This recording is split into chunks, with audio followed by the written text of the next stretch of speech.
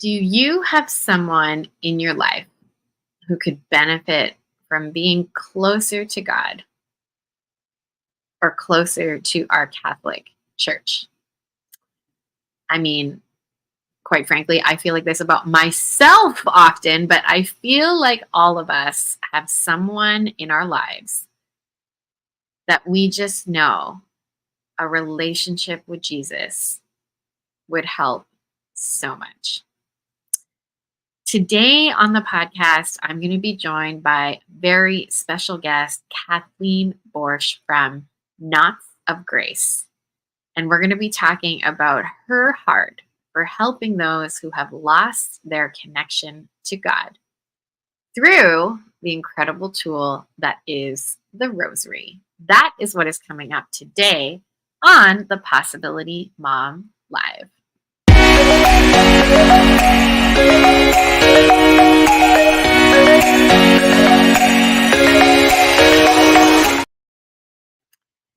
It has been a whirlwind couple of weeks over here. I am very grateful for just the fun things that have been happening in my life, and I want to just update you on a few of them if you will indulge me. The last 2 weeks ago, I had the incredible opportunity to spend time with Rachel Campos Duffy on the television show Fox and Friends. Fox is a major news outlet in the United States, and it was an incredible opportunity to talk about the work that the Guiding Star Project is doing to create a vision, or we have a vision of the future where no woman fears pregnancy. And we want to make that a reality through education, community, and healthcare solutions at our 8 centers across the United States. That was just so much fun. And it was just me, Josh, and the baby. And so we just also had a fantastic time gallivanting all across the greater Manhattan area. There was one day that we spent, I'm not even kidding, like we walked, I think, for 3 hours straight, like because we walked all the way up to the Upper East Side where the Metropolitan Museum is. We walked that whole museum, and then we walked all the way back down to where our hotel was, closer to Midtown, taking many circuitous routes as well. And we just had so much fun. And then right on the tailspin of that, I traveled to Tampa and Orlando. I had the fortunate experience to speak at a church, Holy Family in Orlando. Big hello to all the new friends that I met over there. And then over to Tampa, Florida, just on the other side, where I had the opportunity, this was really cool, to sit right in the, the second row, like right up close to hear Cardinal Burke speak. And it was interesting. It was called The Roar of the Rosary. And so very timely for the conversation that we're going to have today with the beautiful Kathleen from Knots of Grace. Before I welcome our very special guest onto the podcast today, I want to share with you that doors are currently open to the Wealth Without Guilt Mastermind. This is a mastermind that I host with my business partner, Stephanie Donahue, where we help Catholic women who have big dreams for their businesses contribute to the Catholic economy and create a business that pays their families' bills. It is such a joy. When we talk about I just got off with one of my mastermind members, and it was a beautiful thing to explore the heart behind her ministry, the heart behind her business. And one of the questions that I ask my mastermind members often, and anybody who is building a business and building a platform, is if your work was so successful, if it was so successful, by the time you're 90, so fast forward that tape a few years, and your business has been more successful than you could have ever imagined, what does the world look like? This was the question that I asked Leah Jacobson, and where if the Guiding Star Project was the most successful it could ever be, what would the world look like? And this is where this phrase, no woman would fear pregnancy, came from. It can be a very helpful, clarifying question. because you're looking at the actual impact. Okay, what does this have to do with what we're talking about today, and the mastermind and all the things? It's so helpful when a business can become clear on the why. Like, why are they doing what they're doing? When you think about it, many people can be a personal development coach. Many people can be a marriage, counselor or a marriage guide. And in light of today's conversation, there are many places where you can purchase or acquire a rosary. But why would somebody want to get yours? This is something that we talk about extensively inside of the mastermind. This is like really truly where it begins. What is your unique call to sanctity? How are you going to do this uniquely? Why is this this is the blue flame, so to speak. This is the thing that will keep your business, like the fire that is your business. This is what is going to keep it burning.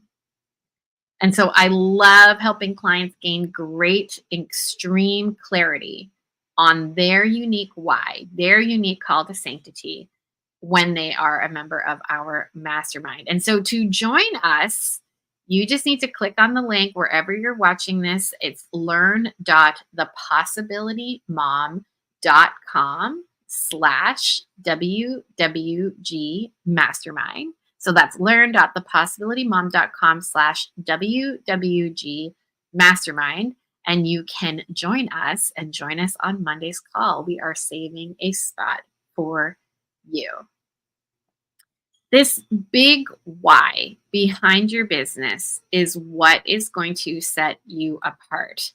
And I think that the woman who I'm about to bring on has an incredible why behind her rosary, her sacramental business. She has these beautiful made in the USA handmade rosaries and other sacramentals that help you remember to pray the rosary, that help you remember this incredible tool that our church has given us to increase our intimacy with our Lord. So without further ado, I'm so excited to bring to the Possibility Mom podcast the beautiful Kathleen from Knots of Grace. Kathleen, how are you today? Oh, I'm great. Thanks for having me, Lisa. I'm so excited to be here. For anyone who might not know you and Knots of Grace, please introduce yourself. Sure. So I am Kathleen Borsh, and Knots of Grace started in 2014 from a see a need, fill a need. I am a big fan of movie quotes, and that one, if you have children who are probably close to my daughter's age, you may have watched Robots. And so inside of that is see a need, fill a need. And my daughter's school in 2013 needed some rosaries. And from that, I started making them. People loved them. And then God called me closer. And he said, okay, Kathleen, it's time to leave your human resources career of over 20 years and for you to just make rosaries and bring them to people across the states. So that's, excuse me, what I do, but it's not all of who I am. So, as I mentioned, my background's in human resources. I'm a wife of almost 28 years, and I have a daughter who just finished her freshman year in college, and I just turned 50. So, lots of fun things that are happening. So, that's a little bit about me. Happy birthday. What Thank industry, you. if you don't mind sharing, what was your company that you worked for before? Like, what industry was that? I worked in primarily in technology, Oh, so in engineering, and then I also worked in call centers. So two extremes of employee types. So I worked with people who have PhDs, all the way through people who are just graduating from high school. So fascinating. But just the reason why I ask is, to do human resources for such a diverse group of people, I'm sure you've learned so many things about communication, about talking to people. And I want to revisit that because I feel like that's going to come up in this conversation. Okay, so knots of grace. I want to just first talk about rosaries. And Sure. you've chosen to create a lot of your rosaries are hand knotted. So you use Yes. what is the cord that you use called? So, the one that you see behind me, this one is actually called rope. And then I have others like this one, which is called paracord. So essentially, everything is a type of cording. All the rope and cording that I use is US made, and most of it is from either it's like the big rope that you see up there is made by a company that is owned and operated by veterans, US, military veterans. And then the majority of my other rope is all made in the US, but also comes from companies who are either owned or operated by vets. And so that was not an intention when I started making rosaries. It just was one of those things that as I started learning about rope and testing different rope and cord that was out there, they made the best. And so I only wanted to provide the best quality. And when you see, when you get to feel the rosaries like this one, I'm actually going to pull it down because it's the and I think you've seen one of these, Lisa, but the cord on this is just so soft. So if you think about rope, I don't know about you, but before I started working with cords and with rope, I don't know. It was something that seemed very rough and very hard and not something that you'd want to play, work and play with. But then as I started working with it, this rope actually is very soft and it's almost shimmery and silky like, and it's just gorgeous. And it's easy to keep clean. It's I mean, I can go on and on about rope and you probably get bored. Your passion for rope. And those door rosaries are my favorite. Like I just love like chunky. Every time you go through a door, Brendan Bouchard is somebody that I've studied a lot of his work. I've read a lot of Right. his books, and he has, if I'm not mistaken, I hope I'm attributing this correctly, but I'm pretty sure it's him, where he talks about like bringing the joy everywhere you go, right? But like that you can use a door as almost a mental trigger. When I Yeah. pass through a door, how can I bring joy into this space? And I just love the idea of on on your door, like you have a massive rosary, and that can be a again just a mental indicator to offer your moment to God, to unite your heart to Jesus. And one of the things that was beautiful to hear, and I can't remember if it was Cardinal Burke or one of the other speakers who said this at this Roar of the Rosary event in Tampa. I think Mhm. it was a sister who spoke, and it was that the Rosary are Mary's memories. That's Think beautiful. they're Mary's memories. And so to kind of again like that uniting, as a mom, I have so many memories of my kids. Um, I love going through old pictures of when, I have a 15-year-old, like when he was tiny. And so just I love this concept of having a rosary on the door, and it can be that visual and physical cue. Yeah. More and more that we live digitally. I don't know about you, Kathleen, but like I'm like books, like actual physical books that I can touch and feel, like actual books are absolute luxury to me. And so, and I love the digital tools, and I actually use quite a few digital tools for my prayer life. Like I have my Magnificat on my phone. I listen to the devotional that I often use, and I'm a big fan of the Hallow app. So Mhm. use many different digital tools to help me with my prayer life, but there's just nothing like, especially as we live in such a digital age, I think it's almost then even more important that our environments reveal who we are and also have these tactile, tangible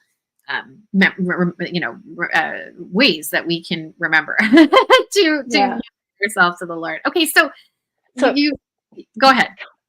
oh, no, you just the something you said just triggered something for me. So you were talking about revealing, who you are throughout the day, and that was kind of one of the sparks that helped me in my journey back into my faith, and so was being in human resources.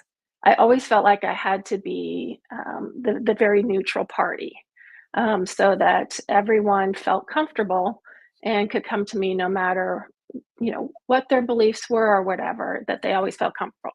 And I think I did a good job about that. But the one thing that I left behind was revealing my faith.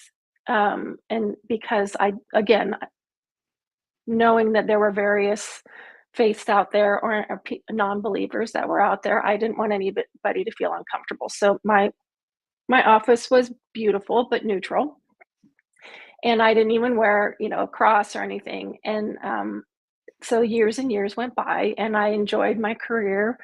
Um, at most for the most part.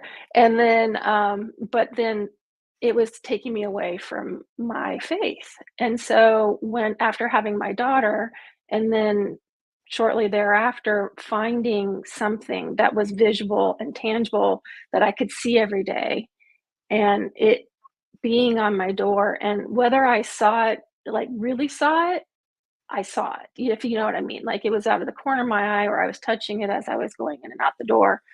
And so now I make products. Like I have one that I keep with me in my pocket every day, and it's a pocket rosary. And to this one, I've added extra bling to it because that way I know it's mine. I don't, but if I would have had that in my pocket while I was working, I wonder if I would have come back quicker, if that makes sense. And so it's those tangible things in your life that you can have, that it's in your pocket. The only person who knows it's there is you and God. Mm. Nobody else has to know it's there. But then you can have the big beautiful ones that are on your door or hanging on your rearview mirror in your car or elsewhere.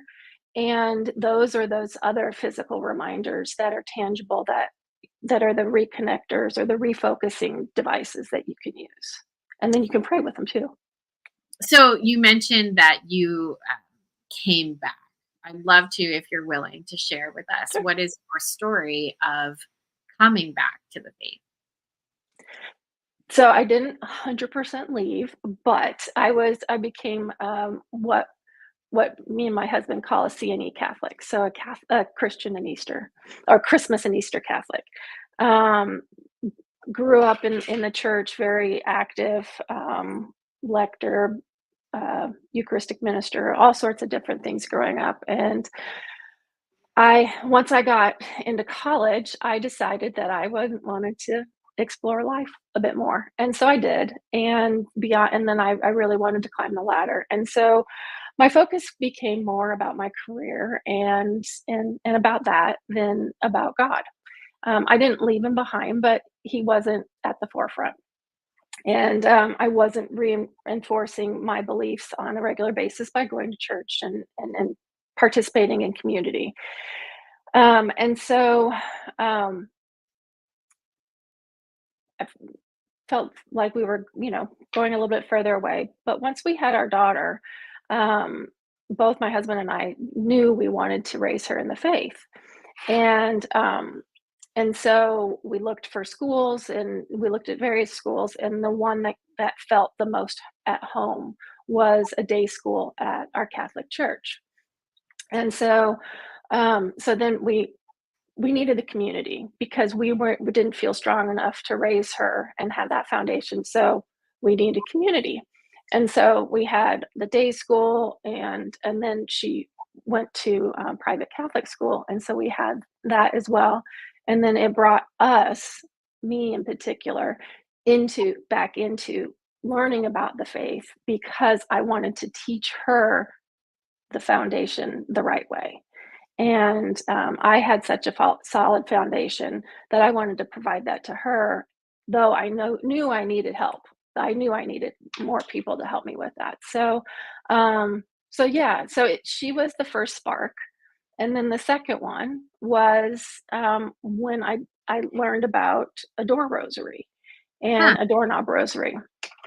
Yeah, and, that was when she was a kindergartner, and right before we moved abroad, there was a Secret Santa shop, and a woman used to donate some of her doorknob rosaries that she made to the school, and so I thought they were lovely, and I'm like, "You know what? This is gonna help, I think my husband will like it, I think the family will like it," and so I brought it home, and it was right before we moved abroad, and so I couldn't pack it away, so it came with us to Singapore. And so in while we lived abroad, it hung on our door, and every day, like I said, I walked past it, touched it many, many times, and let's just say it was an invitation every single time I saw it. And,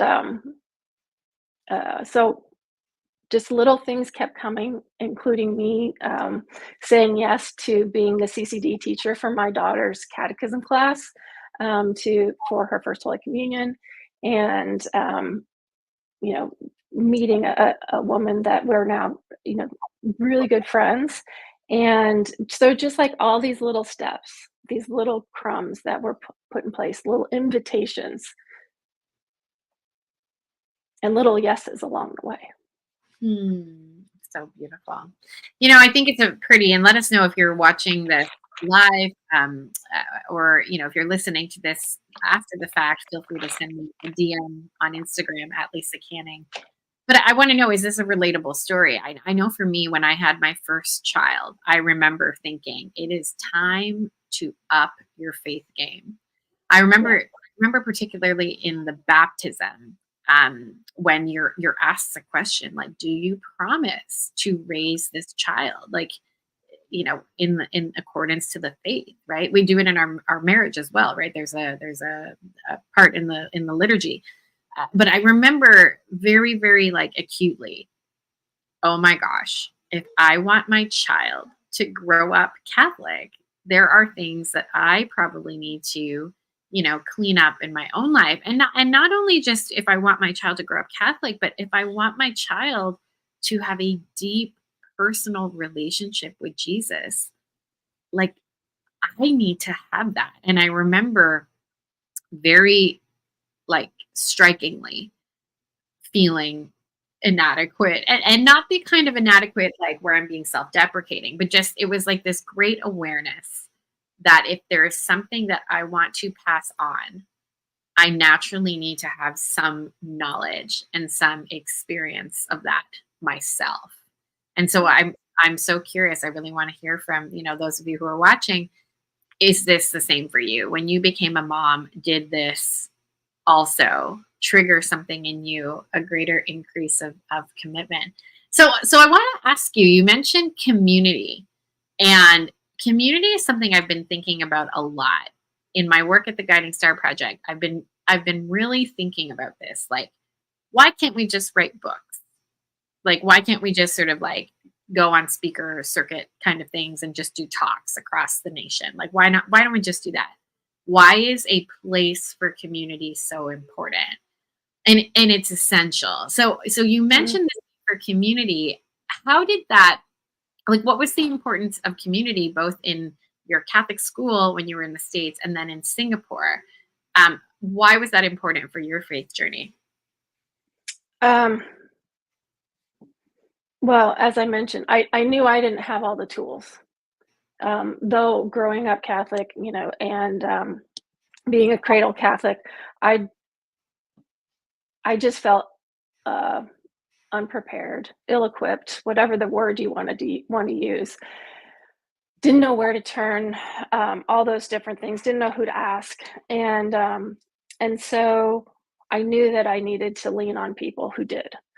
And so finding those people who both understood me and also understood the faith in my presumption better than me, that was going to be key to me being able to build a foundation for our daughter and then also to reinforce our family. And so what How is life different? I just want to ask you, like, how is life different when you have a life where there's a fullness of the faith that exists versus not? So you've described that there was a time when you had inadequate tools. What Mhm. is the difference? Like, what is the impact when one has the tools? There's a great sense of peace, I have to say. Yeah, I mean, I don't get me wrong, every day is not peaceful, but I mean, when I am, with that foundation, you mentioned before before I came on, like, what does the business look like? What does the world look like if I'm, in 40 years, after all these knots have been distributed all across the country and hopefully beyond. And really what it is, it's a sense of peace and beauty and just a refocus on what is important. And so that central uh the centrality, I don't have a better word for it, but just having that the having the Lord at the center, but Mm. not so like he's always there. He's at the table at dinner, but y- you're not. I don't know how to describe this, but like he's always there, and Yeah, he's always there.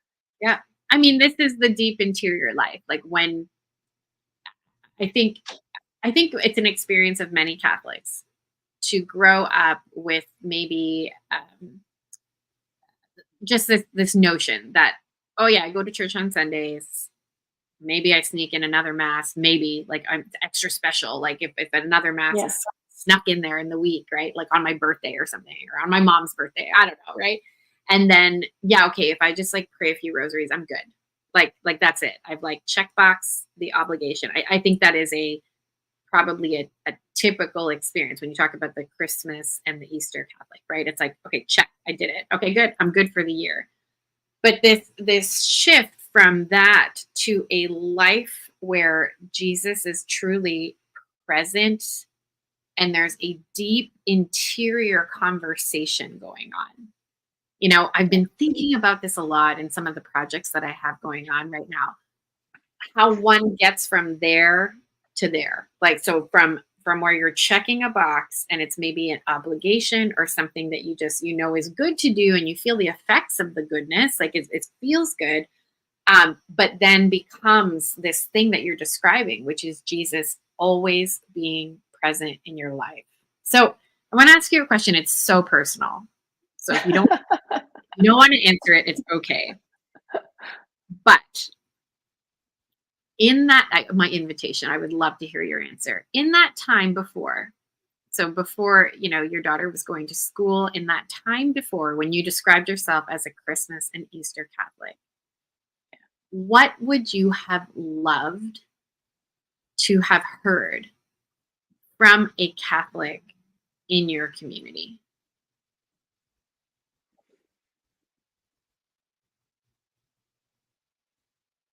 The first thing that's coming to my mind is it's really not that hard, because uh, the Catholic faith feels hard if you don't dive into it. Sorry, my voice is really scratchy. But it's not. And as I've explored the faith, the one thing that has become glaringly clear and very what's the word I want to use? Welcoming is that questions are allowed. That you ask the questions and get the answers. Don't be afraid to ask the questions because it the only and so things like that and showing up in the messiest way is the best thing that you can be. And so would I have believed it at the time? I don't know, but I would have liked to have heard it, you Mm. know? And so when I talk with people, I try, this is just kind of the way I've always been in my career and whatever, is let's start where you are. If you're not ready to walk through the door of the church yet? Okay, no worries. If you're just ready to start exploring, okay, you know, join me every week for, a little devotion. Join buy a rosary that doesn't have a crucifix on it if you're not ready to have Jesus present in front of you all the time. Like just take that little baby step and something else will happen because you'll be open to something else. So you described it, your own story, where you had the door rosary and Mhm. breadcrumbs kept happening. Yeah. What strikes me about that is that you had to have an open heart. How does somebody get, Correct. like, how do you get to that place of openness? So, again, just using your story, Sure. you were away, going only Christmas and Easter. But then something, it sounds like, on the move shifted. Something happened where you became more and more open. Um, can you describe that for us? Like, what happened in you that made you more and more open to these breadcrumbs? Well, some of it was I was exploring other faiths as well. So we had moved abroad, and I'm curious. I'm a curious kind of person. So I met people of other faiths, and they would invite me to things. And I've been, ever since I was a kid, I would go to my friends' churches and whatnot, to explore them and see what they were about. And so I went to these different things, and every time I went to one, I'm like, oh, that doesn't feel right. Oh, that doesn't feel right. And then it was beautiful, but it doesn't feel right. And so, like, I think that was the thing, is the feeling is like, that just doesn't feel right. And, we'd gone to, when we're here in the States, and then when we came, when we were abroad and then came back, we went to non-denominational churches, and, like, they just didn't feel right. And so it's the tradition, the truth of the religion, and, like, just, every time I go to church, even if it's a bad homily, or, if I've felt horrible walking in, I always feel better walking out. Even if it, like I said, even if, like, everything just went wrong, and, like, it just felt like an awful day, but I still walk out and I'm like, "I'm glad I went," and, I feel good. And so it's things like that that just, and I don't know if I'm answering the question, but, it's just knowing that you can take whatever you are and say, "This is what I've got today, God.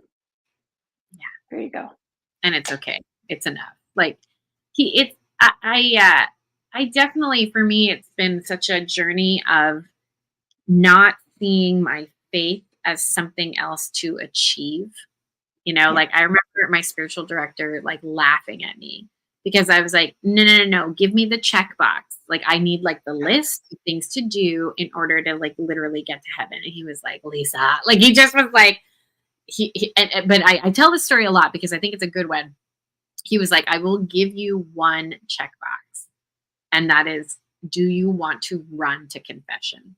Like, like, Mm, literally, that's a great clarifying question, because if you want, like, it's like checkbox, I want to run to confession.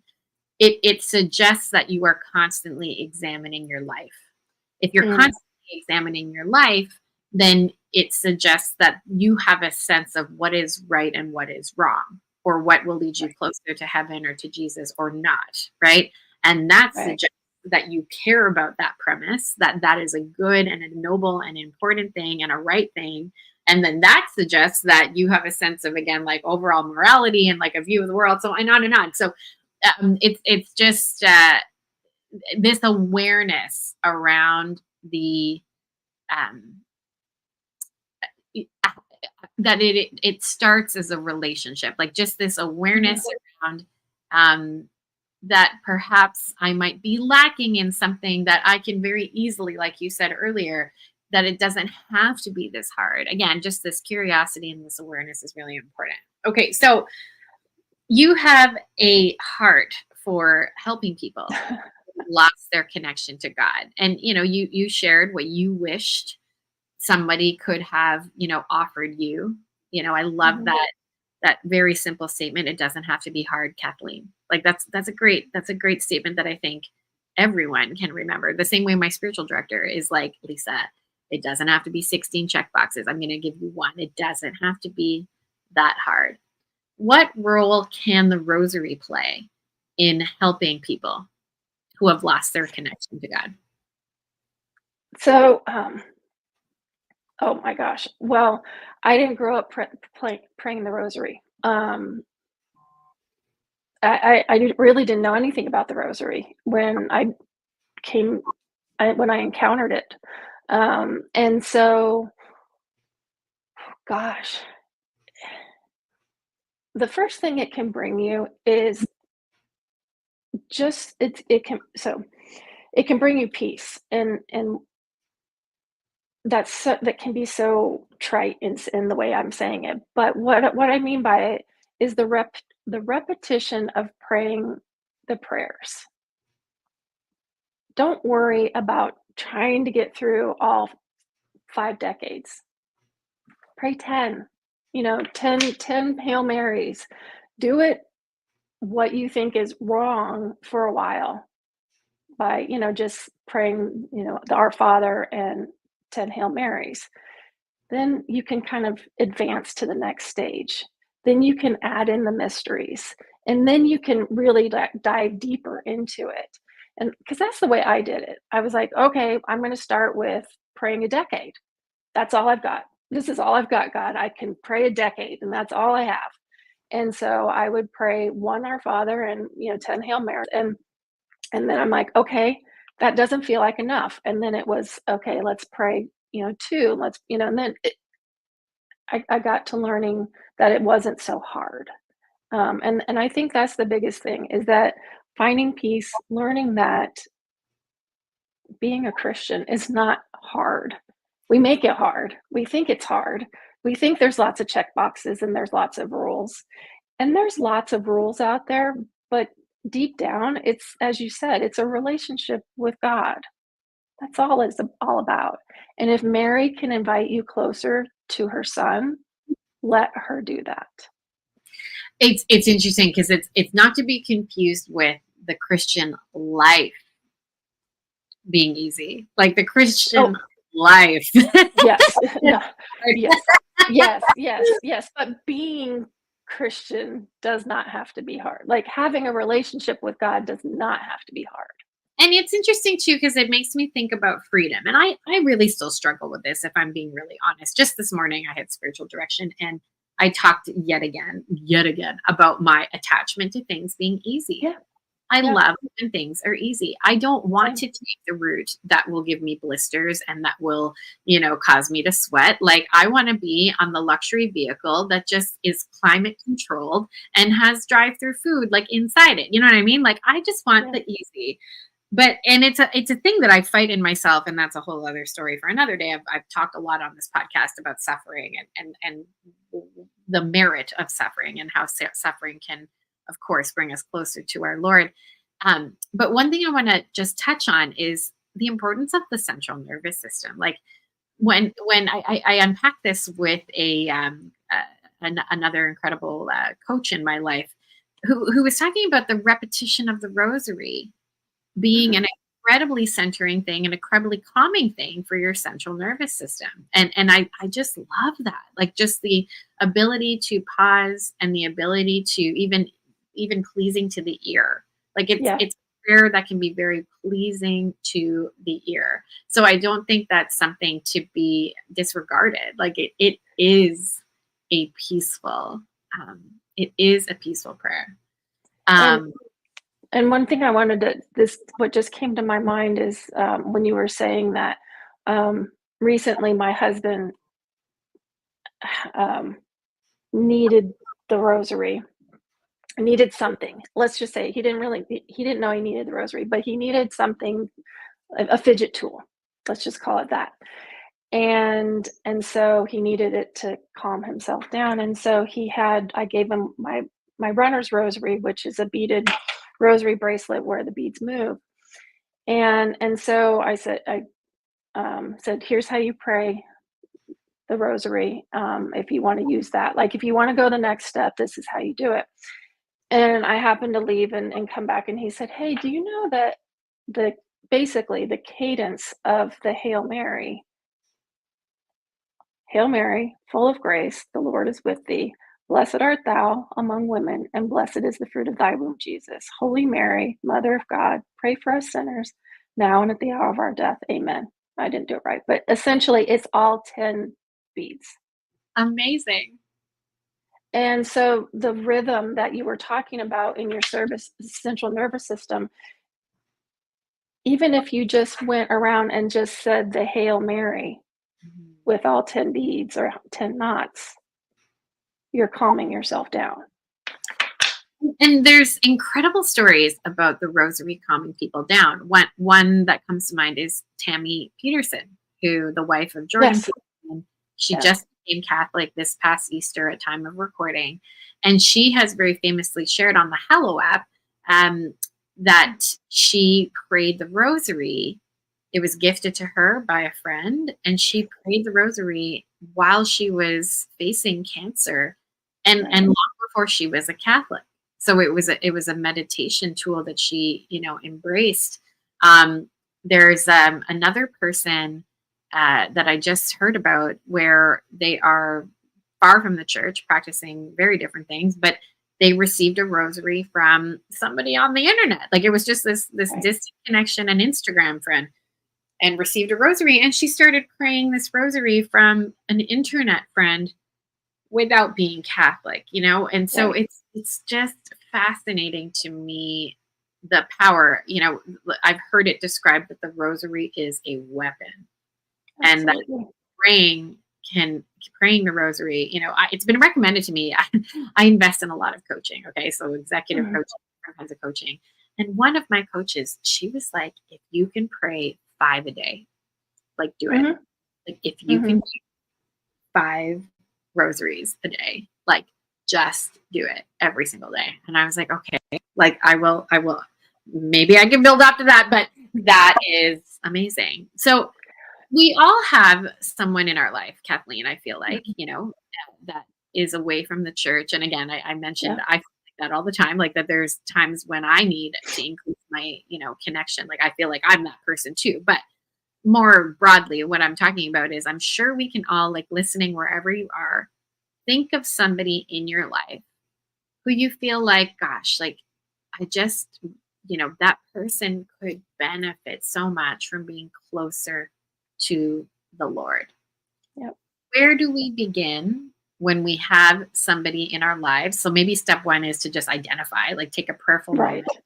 Who am I called to think about, care about, talk to right now? So that's number one. But then once we have that person like really imprinted on our heart, what do we do then, Kathleen? So it's a good question. The couple of things that come to my mind. Obviously, you pray for them. You know, I think that they come to your heart and you pray for them. And but if you feel like you, this is something that I tell people when they come to when I'm at shows and they'll say something like, "Well, I'm not Catholic," but they're drawn to my booth, with all the crosses and all the rosaries there. And I said, "You don't have to be Catholic to enjoy this product." I have, as I mentioned, I have this one here just because it's easy. I mean, this is olive wood. It's from Bethlehem, but this, if you looked at it, and you just would, if you weren't Catholic and you didn't know that 10 knots or 10 beads meant that it was a rosary, you would say, and you saw it hanging on someone's door, you would say that that's just a really neat door hanger.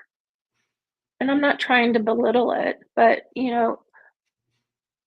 it's a beautiful door hanger. Let Mary do the work for you. Let Jesus do the work for you. Take I'm a control person. I do love my control.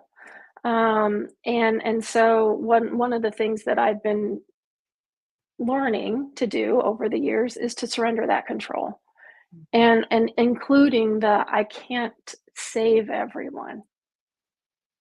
I can't save this person who I think needs to be saved. Only Jesus can do that. But Mary can help if you think your friend can be drawn to the Lord, closer to the Lord by something as simple as this, give it to them. Don't worry about how it's going to be perceived. When you give a gift of flowers, do you worry about, did I buy the right flowers for that person? Most of the time, no. You are just wanting to give a gift of flowers to the person because you want to give a gift. That's what this is. Actually, a rosary is roses. So it's amazing that the words flowers came to my head right now. So, you're basically giving a bouquet of flowers to the person. It just looks a little different. And so if they say, "Well, what is this?" You can tell them what it is. You can tell them what it is, explain what it is. And if they're like, "Well, I don't pray the rosary," and say, "Okay, do you think it's pretty? It's a gift from me." And see where it goes from there. And it's amazing what happens when people say, "You know what? This is a gift from me, and it's what I want to give." And then what happens from there is not in my control. Yeah. Oh, I have such a, I don't know, for many years, my husband and I did a lot of work together in the sort of realm of evangelization. We had a Mhm. membership community that we were very actively running. It's still available. We just don't participate as actively in running it. But for years and years and years, we did this work. And that was just one of the things that we emphasized to our members so much, that we just, like, the Holy Spirit is what converts. We just need to listen. Like, Lord, where is this person at right now? Like, with you? Like, where Mhm. where is the Holy Spirit working in their life? Like, what do you want me, like, reveal to me how you want me to talk to this person? How are you Right. moving in their life? And just to kind of drop the agenda or the worry, I don't know. I asked my husband this just the other day. Is it something about being in our 40s, or is it something else that we just don't care anymore? Like, we're not. I used to be so worried about what people thought of me, Kathleen, and I don't know, but I just really don't care anymore. Does it get even better in your 50s, like, where you just are unabashedly yourself? I think, yes, I think so, and I think also for you is having, just the number of kids that you do, that you just have to go with the flow. And so, if you're worrying about what people think about you all the time, then that's just one too many things. Too many things, but my encouragement to people But, listening. it does get better. You're Yeah, my encouragement to people listening, if you're thinking like, I could never give a rosary to my neighbor, or like, I could never just hand a rosary out as a gift to somebody because I feel like somebody would think I'm like proselytizing, or I'm judging them for not having one or whatever. Just my encouragement would be to discern, of course, and like prayerfully like think about it, obviously. But then if you feel prompted to just like go and move. Like, just you are like don't worry. Like, it's gonna be okay. And just listen to that prompting and then go and move. and one of the things that I wanted, so I talked about me being open to, um, things coming towards me, and most likely, if you're having those thoughts about somebody else, that you've already had discussions and you feel their openness to something. Like, maybe they've been exploring alternative, um, methods of meditation, and they've been like, "I just can't seem to calm myself down." You could use this as an alternate. Like, I get where you came from, because I mean, this is literally where I would come from. I understand that. I tried those things myself too. They didn't work. They pulled me further apart, but I wouldn't say that in this regards. And then I would say, but I used this and it took me 10 years to get to where I am now. But I am so glad that it took me those 10 years to get to where I am now. And it just, like, one crumb at a time, one little step at a time. And um and as long as you know that the door is open, that their heart is open. I think that's really the key, Yeah. and that they know that you're coming from a heart space. So beautiful. I could talk to you all day. One final thing I do want to add is that I think sometimes we as Catholics who have been cradle Catholics our whole lives, or especially when you're in a culture, like, so for example, the Filipino culture, my parents are both from the Philippines. I was born in Canada, but that Filipino culture was very much alive and well and on display in my home. Mhm. It Sure. is very, very typical and part of the Filipino culture for sure. Mary is everywhere. Like you have like we had I don't know 20 different statues of Mary. We had different statues of Jesus, the infant Jesus of Prague, like all the Marys, All just things. all the things. Like and so we can grow up in that environment and think, okay, this is normal. It's normal to have like a home shrine. Everyone's. I remember that one of the first times going to somebody else's house and being like, wait, where's your like shrine in your house? Like, where are all the Marys? There's like no, I see like nothing. Like I remember being like, oh, not everybody has 15 different statues of Mary in their home. Okay.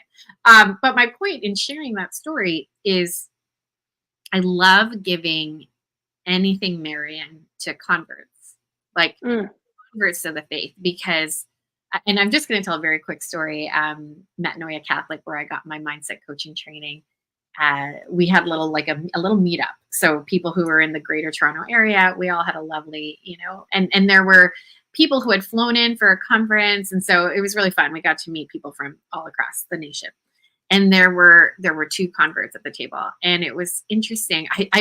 I don't really know how this happened. I'll be really honest with you, but like, meaning I don't know why this was in my pocket. Like I must have just, I must have been like doing the mom thing and like cleaning up all these things off my counter. And then I just shoved it in my pocket because I couldn't figure out where to put it. But it was just, we were talking about, the convert experience and what have you. And I reached into my pocket and I was like, oh, and it was this little, like, teeny tiny, this size Mary. Like, just again, one of the numerous Marys that my parents' house had growing up. At this time, I was staying at my parents' house. So we had just moved back to Canada. And I had this Mary, and I just was like, I bet you this girl does not own a single statue of Mary. And I just was like, listen, this is like from my childhood, like here. And I went to the bathroom. If you're listening to this, the lovely gal I gave this to, you'll get a kick out of the story. I went to the bathroom and I called my mom and I was like, listen, I took this from the house. Is this like, really sentimental to you? Or do you mind if I give it away as a gift? Because I was like, I don't know, maybe it belongs to like her grandmother. I wanted to make sure. But she was like, oh, no, that's like one of the 50, like you're fine. But I think just my encouragement is rosaries like what you have on your beautiful website, the door rosaries, the runner's rosary, like you have multiple different, you know, products available, to think of them as gifts intentionally, potentially for your friends who are recent converts to the faith because they Yes. have maybe not grown up with this richness of tradition. You have just gifted my audience with a lot today in the content, but you've gifted my audience with a little coupon code. So if you visit knotsofgrace.com/discount/possibility15, you are offering 15% off through to May 31st, if I'm correct, right? Through That's to the correct. so visit knotsofgrace.com/discount/possibility15 to get 15% off. Grab that gift for potentially the Catholic convert in your life or for the person that you feel like would appreciate the beauty and the tradition, the central nervous system regulator that can come from the rosary. Kathleen, is there anything else you want to mention that you didn't have a chance today to say? So the one thing, my background being in human resources, a lot of what I make is based on durability and that it's not ostentatious. So you can have it with you no matter where you are. So if you're working still in an office and not from home, you can have a pocket rosary in your pocket, or you can put it on your desk and have it there, and it won't be something where HR is gonna come and tell you that you're doing something wrong. But if you have it there, someone will come by and ask you, "What is that?" And use it as an invitation. You know, we were gifted this from Mary. It was our invitation to get to know her son better through the mysteries. So use it as your invitation, as the door opener, um, as the way to just tell people about who you are more than just your career or your resume. Tell them about why you have this thing in your pocket or why you have it hanging on your door or something like that. Use it as a conversation starter. And I mean, honestly, that's the best way to help those who are lost find their way back. Yeah. Oh, I love it. I mean, and that's it. It's like we need to be, there's this phrase, intentional accompaniment, or you could also just call it discipleship. Like there is a, we read this in the early church. We read this in the Acts of the Apostles. We read this in the, the road to Emmaus, like just this notion of walking with people. We Mm. have to walk with people, and walking with people also the same way that you were looking for people to walk with you. It does at some point involve opening your mouth and speaking, like Yeah. that is like, that's just necessary, when that's a whole other podcast, I feel like, but like we at some point, like, yes, there's a conversation starter, like, oh cool, tell me about your cross, or oh cool, tell me about that rosary, right? But in that moment you could be like, oh yeah, I really like it, thanks, and walk away. Sure. Or you can say, oh gosh, yes, like this is a rosary, I'm a Catholic, it's a part of my faith tradition. Have you ever heard of the rosary? What's your faith background? And then you're opening the door for a conversation, for intimacy, for relationship, for connection, which is what people are craving so Yeah. much. And then you get to journey and you get to continue. But at the end, what we want is actual relationship that results then in relationship with our creator. That's what we Yeah. want for everyone. And that's what the Great Commission entrusted us to do. Alrighty, Kathleen, where can people go to learn more about you and your beautiful rosaries? Well, the best place is knotsofgrace.com, and it's KNOTS of grace.com. I have a video blog that I do every Monday, and you can go check that out. It's another little reminder to kickstart your week well. And you have the discount. If you don't use that link, you can just go to Knots of Grace, and as you check out, just type in possibility 15 at checkout, and you'll get your 15% off your order. And just remember that this is the month of our Blessed Virgin Mary. And so that is why this discount's valid through May 31st for you all.